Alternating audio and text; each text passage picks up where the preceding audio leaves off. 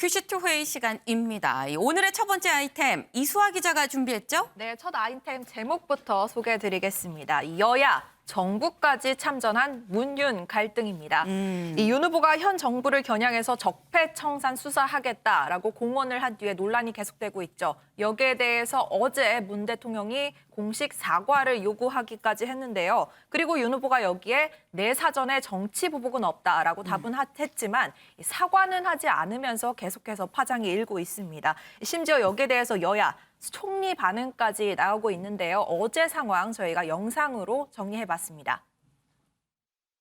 글쎄 뭐 불쾌할 일이 뭐 있겠습니까? 그 시스템상 그렇게 된다는 얘기를 한 건데. 현 정부를 근거 없이 적폐 수사의 대상, 불법으로 몬 것에 대해 강력한 분노를 표하며 사과를 요구한다. 우리 문재인 대통령께서도 늘 법화 원칙에 따른 성역 없는 그 사정을 늘 강조해 오셨습니다. 저 윤석열의 사전에 정치 보복이라는 단어는 없습니다. 우리 문재인 대통령님의 생각과 제 생각이 같다라는 말씀을 드린 겁니다. 네, 윤 후보 이 문 대통령이 법과 원칙에 따른 성역 없는 수사를 계속 강조해 왔는데 나도 문 대통령과 같은 생각이다라고 답하는 모습이었습니다. 네. 이 국민의힘의 일관된 입장대로 원칙에 따라서 불법만 수사하자 뭐 이런 뜻이었다라는 특정인을 겨냥한 것이 아니다라고 말한 취지로 보이고요. 네. 다만 취재진이 재차 청와대에 사과할 의향은 없냐 이런 입장을 물으니까는 이 문 대통령의 생각과 제 생각이 같다라는 같은 말만 계속 반복하는 모습이었습니다. 문 정권의 대표적인 적폐는 그럼 무엇이라고 생각하느냐라는 질문에도 즉답을 피하는 모습이었는데요. 윤 후보 문 대통령의 노골적으로 치받지는 않지만 그렇다고 물러서지도 않는 모습을 네. 보였다라는 해석입니다. 네, 윤경호 위원님. 지금 이 윤석열 후보의 얘기를 보면은 내 사전에 정치 보복은 없다. 좀 톤 다운을 했습니다. 하지만 그러면서도 한 얘기가 이 법과 원칙, 이 성역 없는 수사를 강조한 문 대통령처럼 나도 똑같이 얘기했다라고 지금 얘기를 했어요. 이거 사과 안 한다는 거죠? 그렇죠. 지금 사과를 해버리면 뭐 이미 너무 싱거운 싸움이 돼버리잖아요.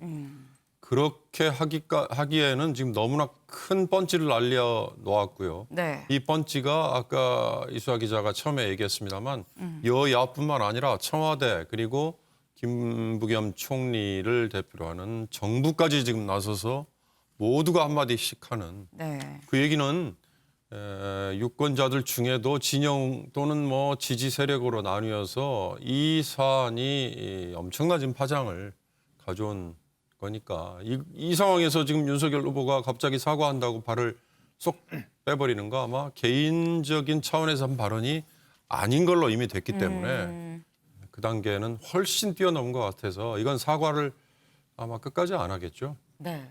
일단 이 사과는 아니다라고 이 평가를 해주셨는데 이현정 위원님. 네. 그렇다고 한다면 일단 사과 아닙니다. 이 반격이라면 반격이랄 수도 있는 건데 그러면서도 한 얘기가 우리 문재인 대통령이라고 얘기를 했습니다. 앞서서도 뭐 유튜브에서 얘기를 하면서 뭐 주변 참모진이 좀 문제다라고 얘기를 하면서도 또 정직한 대통령이다라고 얘기를 하긴 했었거든요. 이 윤석열 후보의 속마음이 뭔지 잘 모르겠습니다.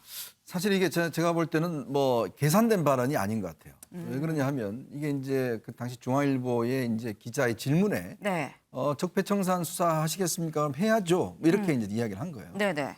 근데 사실은 윤 후보는 그 존재 자체로 사실은 이 검찰 수사에 대해서는 문제가 될 수가 있어요. 왜냐하면 검찰총장 출신이기 때문에. 그렇죠. 그러니까 이거는 왜냐하면 최근에 윤 후보가 사실 문재인 대통령 이름도 잘 거론하지 않았습니다. 주로 민주당 정권, 이재명 후보 이것만 거론했거든요. 또 노무현 대통령에 대해서도 굉장히 존경한다는 이야기를 하고. 그랬죠. 왜냐하면 선거 전략에서 제일 좋은 건 뭐냐면 상대방에 있는 사람들이 못 뭉치게 하는 게 가장 좋은 전략입니다. 이제 그거를 이제 해왔는데 문제는 본인이 제가 볼 때는 좀 실수를 한 것 같아요. 실수다. 그러니까 질문에 실수를 했고 또 이거를 여당에서는 사실은 이제 좀 이 울고 싶은데 뺨 때려준 격으로 바로 이제 공격을 하는 거죠. 왜냐하면 지금 뭐 방법이 여당으로서는 지지층을 결집시켜야 되는데 이것만큼 좋은 지금 호재가 없지 않겠습니까? 더군다나 문재인 대통령 입장에서 보면 지금 본인의 정권에 대한 평가를 지금 하는 거 아닙니까? 적폐 어떤 청산한다. 이렇게 해버리니까 네. 문재인 대통령도 쉽게 이거는 그냥 건너갈 수 없었던 것이죠. 이제 그런 면에서 아마 윤 후보도 굉장히 당황한 것 같습니다. 그래서 이거를 지금 아까 윤경호도 이야기했지만 이걸 바로 또 사과하면 지지층들이 또 가만히 있지 않지 않겠습니까? 이제 그러다 보니까 우리 문재인 대통령 또 문재인 대통령 나의 생각은 똑같다. 이런 이야기를 함으로 해서 어쨌든 간에 좀 무마시키려고 하는 또 이거를 톤다운 시키려고 하는 움직임을 보이는 것 같아요. 또 본인이 더 추가적으로 이런 언급을 하지 않음으로 인해서 제가 볼 땐 좀 윤 후보 입장에서 보면 결국 이 사태는 좀 이 공격이나 방어는 당해서 하더라도 본인은 직접 문재인 대통령에 대해서 공격을 하지 않는 그런 좀 로키라고 할까요? 이제 그런 걸로 아마 갈 것 같습니다. 네. 이 지금 두 분의 말씀을 좀 종합을 해보면 이 두 분의 의견에 따르면 윤석열 후보의 이 적폐청산 발언은 좀 실수 차원이 아니었느냐. 수습을 하려고 이 생각은 하지만 이 수습을 하기에는 또 너무 멀리 나갔기 때문에 좀 어느 정도 좀 톤 다운하는 선으로 좀 가는 것 같다라는 말씀을 주셨는데 지금 윤석열 후보랑 지금 청와대 쪽에서 몇 번 이 말이 오락가락 왔다 갔다 했습니다. 핑퐁이 몇 번 왔다 갔다 했어요. 이걸 지금 좀 여러 번 왔다 갔다 해서 좀 한번 좀 정리를 하고 넘어가야 될 것 같은데 이수아 기자 정리 좀 해주죠. 네, 먼저 그제 윤석열 후보가 네. 이 중앙일보와 한 인터뷰가 발단이 된 거죠. 여기서 이 민주당 정권이 검찰을 이용해서 범죄를 저질렀다. 네. 그래서 거기에 상응한 좀 책임을 져야 된다. 자기네 정부 때 한 건 헌법을 따른 거고 다음 정부가 비리 불법에 대해서 하면 보복이냐라는 발언을 했습니다. 네. 정권을 잡으면 뭐 적폐청산 수사하겠다라는 발언으로 읽혀졌고요. 이 여기에 청와대가 서로 지켜야 할 선이 있다. 매우 부적절하고 불쾌하다라고 답변했는데 이 바로 같은 날 윤 후보가 문제될 게 없다면 불쾌한 게 없지 않냐라고 받아쳤죠. 네. 그리고 이에 문 대통령이 어제 직접 나서서 사과를 해라. 근거 없이 적폐로 몰았다. 총장 때 적폐 모른 척했다는 말인지 없는 적폐를 만들어냈다는 것인지 대답하라라고 요구를 했고 여기에 대해서 윤 후보가 내 사전에 정치 보복이라는 단어는 없다. 우리 문 대통령과 난 같은 생각이다라고 대답한 것까지가 현재 타임라인입니다. 네, 그렇군요. 지금 이수아 기자의 얘기를 들어보면 윤 후보가 이 발언을 하고 청와대가 먼저 이 반응을 하면서 1라운드가 됐고 그 이후에 윤 후보가 다시 받아치고 여기에 이제 문재인 대통령이 직접 얘기를 하면서 2라운드가 끝나고 지금 한 3라운드쯤 되는 그런 상황입니다. 뭐 쉽게 해결될 분위기가 아닙니다. 이게 뭐 민주당이 아니라 지금 문재인 대통령이 직접 나섰기 때문인데 문 대통령 지금 굉장히 좀 경노했다고 들려요. 네, 청와대 참모들의 말을 좀 전해드리자면요. 네. 대선 기간 사실 청와대는 무슨 말만 하면 논란이 되니까는 뭐 대선 개입이다 이런 논란을 피하기 위해서 좀 우리가 자중을 하자, 입장을 내지 말자 이런 기조를 지켜왔다고 합니다. 그러다가 윤 후보의 이 적폐청산 발언만큼은 좀 가만히 있을 수가 없다라는 참모진의 판단이 있었고 그래서 참모진들이 대통령께 보고를 하지 않은 상황에서 청와대 명의로 부적절하고 불쾌하다라는 입장을 냈다고 해요. 이후 문 대통령이 직접 메모지에 강력한 분노를 담은 바로 그 입장문을 직접 써서 참모들에게 전달을 했다고 합니다. 그 직접 과정에서 써서. 그리고 그 과정에서 참모진과의 뭐 토론, 의견 교환 이런 건 없었고 네. 본인이 생각해서 입장문을 쓴 겁니다. 그만큼 문 대통령 그리고 이 청와대 참모진까지 이번 발언은 좀 참을 수가 없다. 그리고 선거 전략이라면 저열하고 소신이라면 위험한 발언이다라는 말이 청 내부에서 나올 정도로 좀 엄중한 분위기에서 네. 이 발언을 보고 있다라는 소식이 전해지고 있습니다. 이현정 위원님. 네. 지금 이 마지막에 이수아 기자가 얘기를 한 이 선거 전략이라면 저열하고 소신이라면 위험하다라는 이 청와대 고위 관계자의 말. 그렇다면 전략일까요? 소신일까요?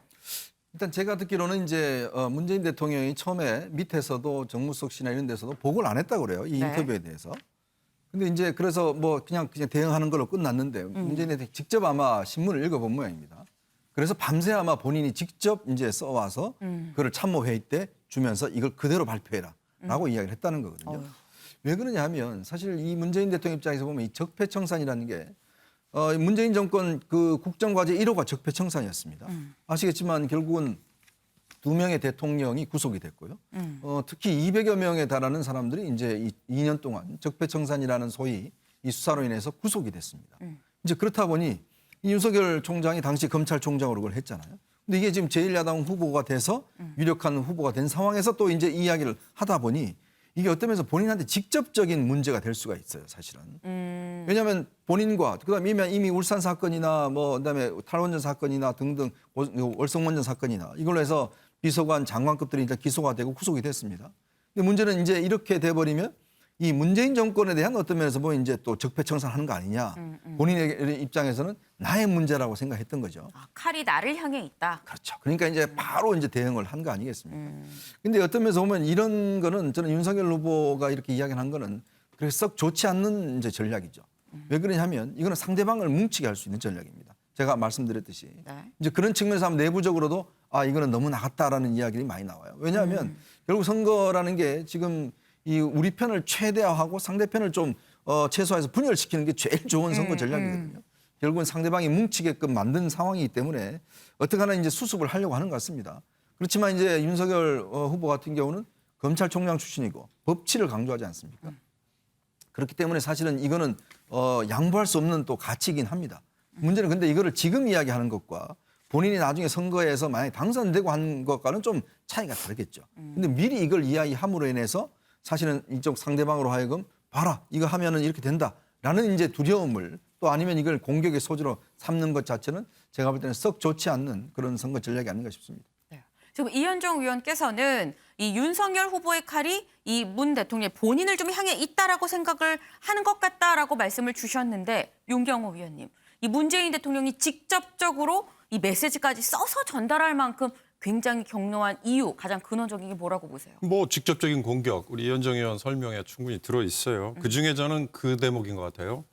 현 정권이 검찰을 이용해 범죄를 저질렀다라고 단정을 지어놓고 네. 그런 다음에 죄가 있고 잘못한 게 있으면 당연히 수사를 해야 되는 거 아니냐.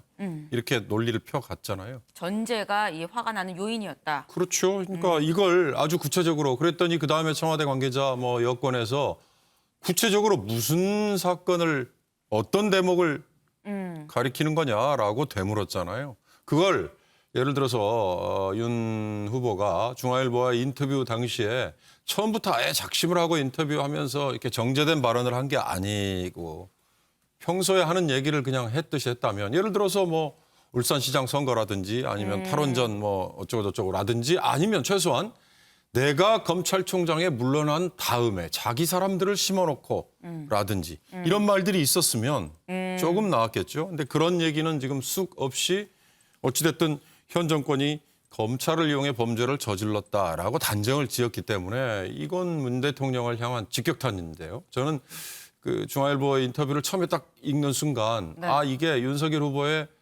정말 평소의 말투, 그러니까 이게 소신일 수도 있지만 그게 검사 그리고 검찰총장이라면 그런 얘기 얼마든지 가능하죠.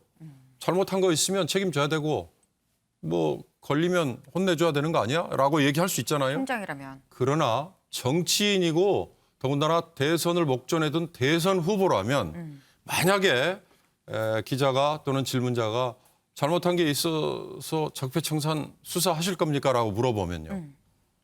제 사전에 정치보복이란 없습니다. 정치보복을 위한 수사는 없습니다. 라는 식의 얘기를 그때 했다면 그렇다면 파장이 이렇게 컸겠습니까? 오히려 중도층을 향해서 정말 엄청난 메시지를 던지는 게 됐죠. 근데 문제는 그런 얘기는 쑥 빼버리고 본인이 마치 아직도 검사 또는 검찰총장인 양 얘기를 해버린 게 지금 여기까지 사태가 발전한 거고 문재인 대통령을 향해서 직접 어떻게 보면 칼을 던진 그런 셈이 됐다 저는 그렇게 보입니다. 네. 어쨌거나 지금의 상황, 지금 보면은 뭐 이재명 대 윤석열이 아니라 이제 문재인 대통령 대 윤석열 후보의 지금 대결 구도가 돼 버렸습니다. 그러다 보니까 뭐 본인의 어떤 의사와는 무관하게 이제 문 대통령 뒤로 물러나 있는 셈이 돼버린 이재명 후보. 이 이재명 후보는 지금 상황에 대해서 뭐라고 할까요? 네, 이 후보는 SNS를 통해서 자신의 입장을 밝혔는데요. 정치보복 말도 안 된다, 말라라고 강하게 비판했습니다. 이 정치보복을 공언하는 대선 후보는 헌정사상 처음이다. 지금 대한민국에는 무능한 복수자가 아니라 유능한 경제 대통령이 필요하다. 국민께 사과하라라고 요구했습니다. 또 여당 내에서도 이 발언을 두고 맹공이 이어지고 있는데요. 이 청와대 정무수석을 지냈었던 강기정 전 수석은 문 대통령이 이렇게까지 분노하는 이유, 고 노 전 대통령을 떠올리게 하기 때문이다라고 말하기도 했습니다. 듣고 오실게요. 그렇죠. 이제 어제 참모들이 참모의 입을 빌려서 불쾌하다 그랬는데 그때만 하더라도 저는 이건 대통령의 깊은 뜻이 있다. 마음속에 분노가 있다. 이런 이야기를 제가 했는데 우리 문재인 대통령께서 노무현 논두렁시계를 생각하신 것 같아요. 그때 이제 노무현 대통령이 얼마나 치욕스럽게 죽음을 맞이했습니까? 그래서 그때는 우병우라는 검사를 앞장 세워서 이 적폐 노무현 대통령을 죽음으로 몰아갔는데 이번에는 구체적으로 이름은 뭐 다 예측할 수 있듯이 한동훈이라는 검사를 이 한동훈 검사는 사실은 지금 그 휴대폰 비번도 가르쳐주지 않은 수사 대상인 사람인데 이 한동훈 검사를 앞장 세워서 적폐청산 정치 보복을 하겠다. 이건 참 기가 막힐 노릇이죠. 예. 그래서 분노가 컸던 것 같아요.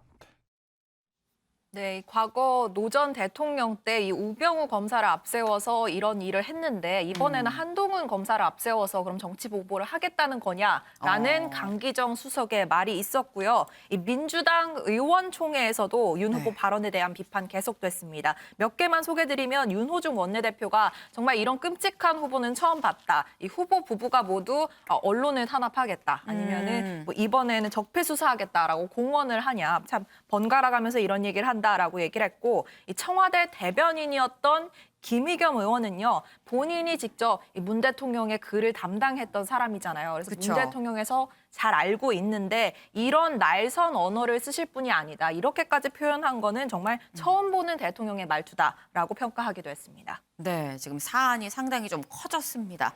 그런데 한 2라운드쯤 돼서는 윤석열 후보가 좀 약간 톤 다운을 하긴 했습니다. 좀 직접적인 얘기를 안 했는데 대신 국민의힘이 좀 직접적이게 좀 가열차게 반박, 이 공격에 좀 나서고 있는 모습입니다. 네, 원희룡 선대본 정책본부장이요. 네. 아까 이재명 후보가 말한 게 있잖아요. 이런 후보 처음 본다라고 말한 부분에 대해서 네. 이 첫 번째로 정치 보복을 공언한 대선 후보는 윤석열 후보가 아니라 바로 당신이다라면서 이 후보를 저격했습니다.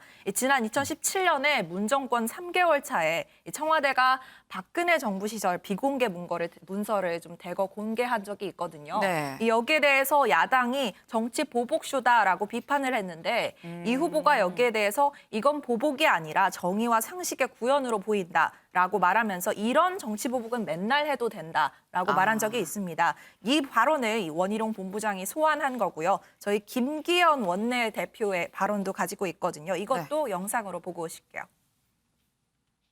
지금 문재인 대통령, 청와대, 민주당이 합작하여 제1야당 후보자를 공격하고 있으니 정말 한 번도 경험해 보지 못한 불법 선거 개입이 아닐 수 없습니다. 범죄를 저지른 것이 있으면 법에 따라 처리하는 것이 법치주의인데 이것이 어떻게 정치 보복이라고 하는 것인지 이해하기가 어렵습니다.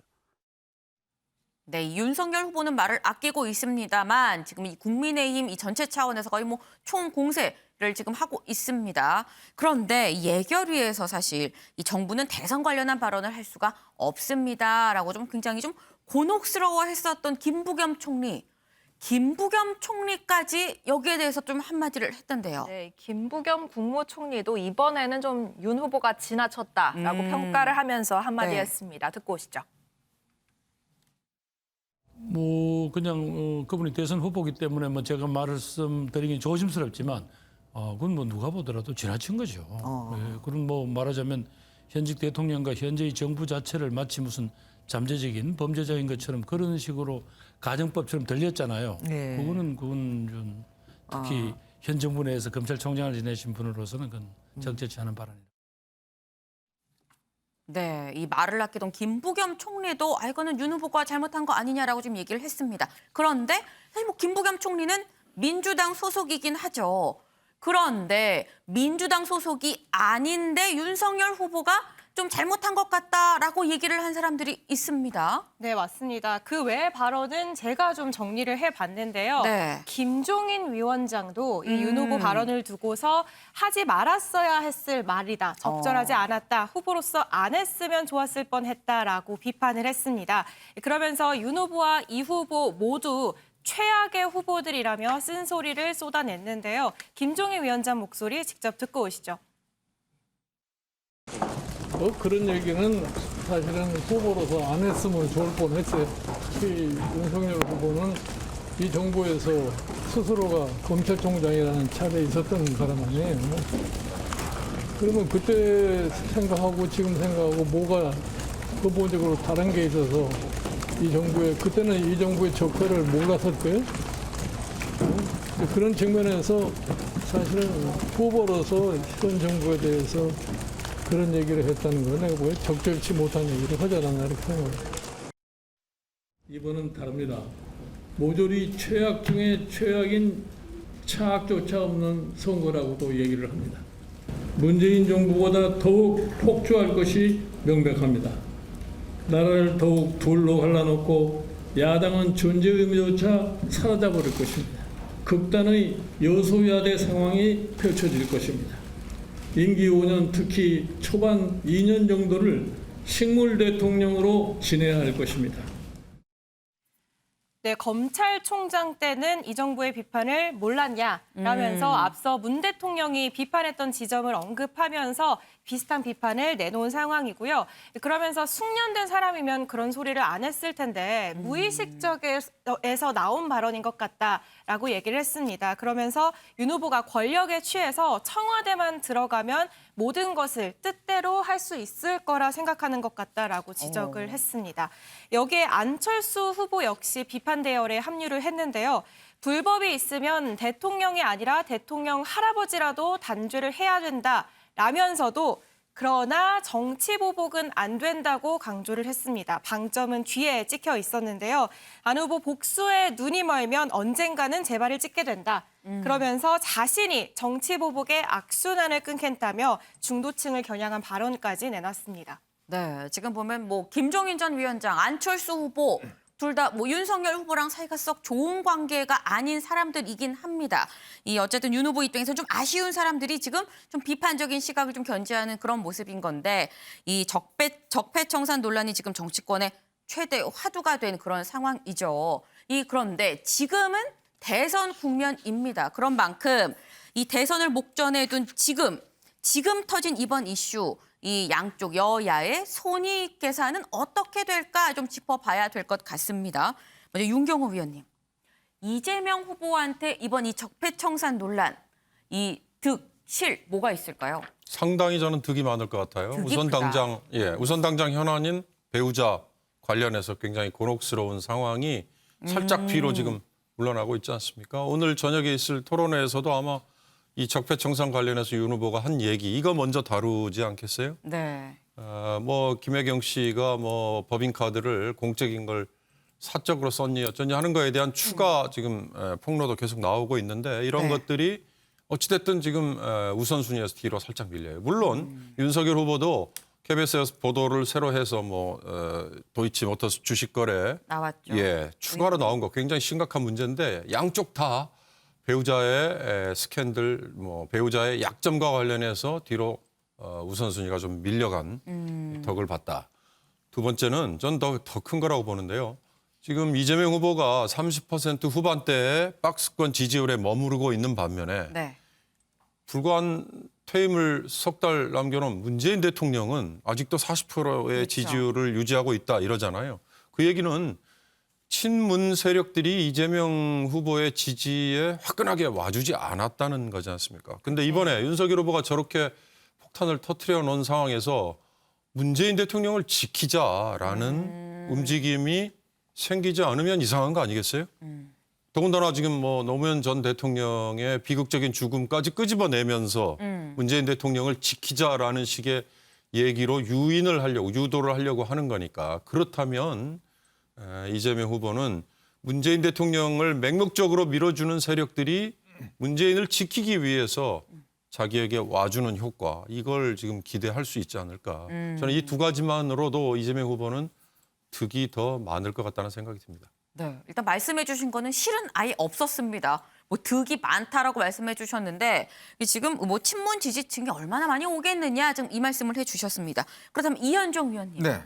윤석열 후보는 이번 이 적폐청산 이 발언 논란과 관련해서 득과 실 뭐가 있을까요?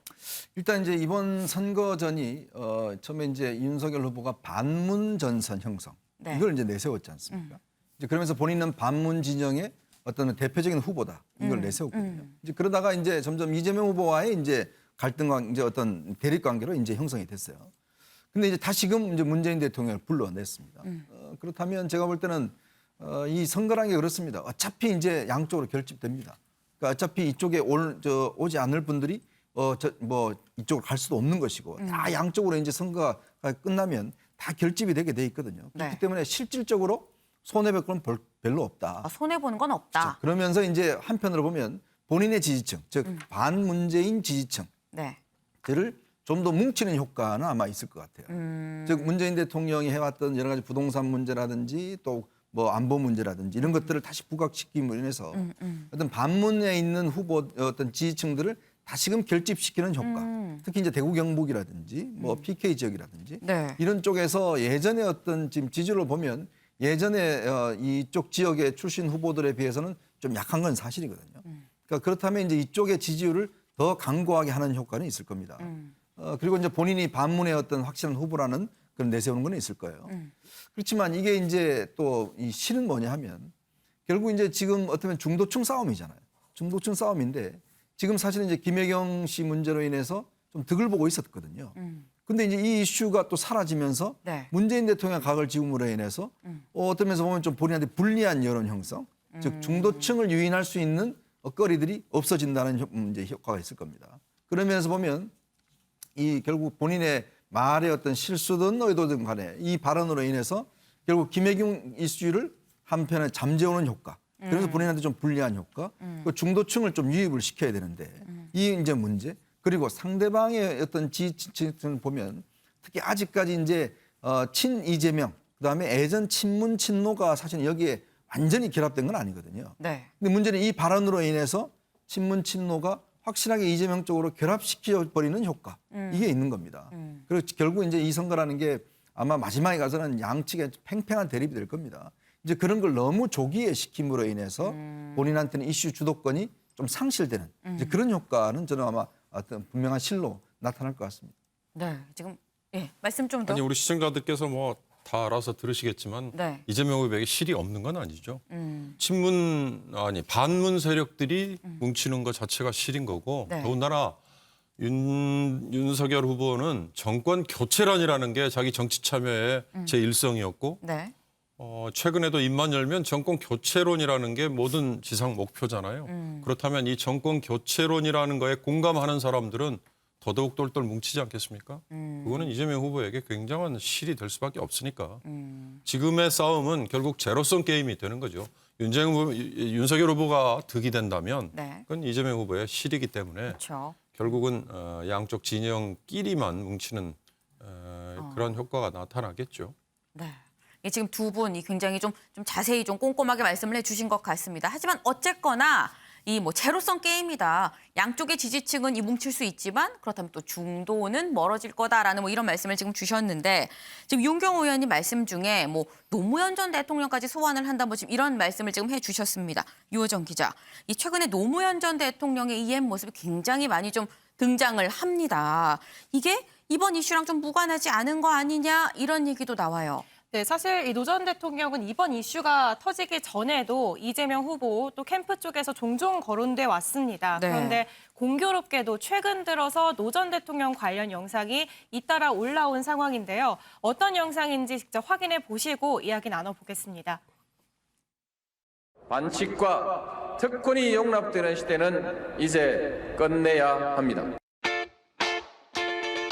존경하는 부산 시민 여러분, 원칙과 신뢰, 울산 시민 여러분, 공정과 투명, 경남 도민 여러분께 확실하게 느끼게 해드리겠습니다.